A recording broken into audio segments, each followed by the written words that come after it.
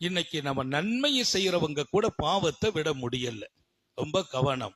ஒன்னஹன் நஃப்ஸா அனில் ஹவா இன்னல் ஜன்னத ஹியல் மாவா.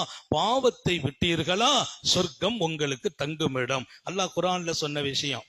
அதனால பாவங்கிறது அல்லாஹ்வுக்கு நமக்குள்ள பாவம் இருக்குது. அடியார்களுக்கு நம்ம செய்யற பாவம் எல்லாத்தையும் விட்டுறணும். யாரு மனசையும் கஷ்டப்படுத்திடாதீங்க, யாரையும் புண்படுத்தாதீங்க, யாரு மேலையும் பொறாமப்படாதீங்க, யாரையும் துரோகம் செய்யாதீங்க, அநீதி செய்திடாதீங்க, பெற்றோர்களுடைய கடமையை மீறிடாதீங்க. பெற்றோர்கள் இந்த உலகத்தில் உங்கள் சொர்க்கத்தை தீர்மானிப்பவர்கள். உங்கள் மனைவி மக்களின் கண் குளிர்ச்சியாக நீங்கள் மாறிவிடுங்கள்.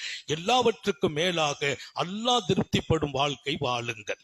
அவன் கடமை, அதுல அல்லாஹ்வுக்கும் மாறு செய்யக்கூடாது. அடியார்கள் விஷயத்துல யாருக்கும் துரோகம். நமக்கு ஒருத்தர் தப்பாட்டே நடக்கிறார், அவர்கிட்ட கூட நம்ம நல்ல மாதிரியா நடக்கணும். ஏன் நமக்கு இங்கெல்லாம் முக்கியம் இல்லை, இதுக்கு பகரம் அங்க கிடைக்கும். அல்லாஹ் தௌஃபீக் செய்வானாக. இரண்டாவது மிக முக்கியம், வாழ்க்கையில கவனிக்கணும். அவன் கொடுத்தது கொஞ்சமோ அதை பொருந்தி கொள்ளுங்கள். அவன் கொஞ்சமா கொடுக்கறான், அந்த கொஞ்சம் தான். இன்னைக்கு ஒரு 10 ரூபா தான் கிடைச்சிச்சு, 5 ரூபா தான் கிடைச்சிச்சு, இன்னைக்கு கிடைக்கல. பொருந்தி கொள்ளுங்கள். ஏன்? நீங்கள் பொருந்தி கொண்டால் அதுக்கு பகரமாக சொர்க்கமே கிடைக்கும்.